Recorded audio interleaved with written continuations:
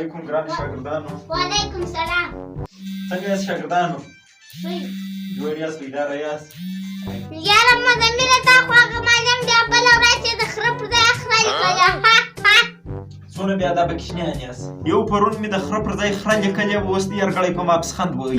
لږ د مشرانو عزت په ځان کې راولئ، لږ د مشرانو قدر و عزت وکئ. معلم هغه سړی دی چې تاسو ته ډاکټر درکوي، معلم هغه سړی دی چې تاسو ته انجینر درکوي، مګر دی د خپله ځایه نه ژوري، پر دغه معلمي پاته یې.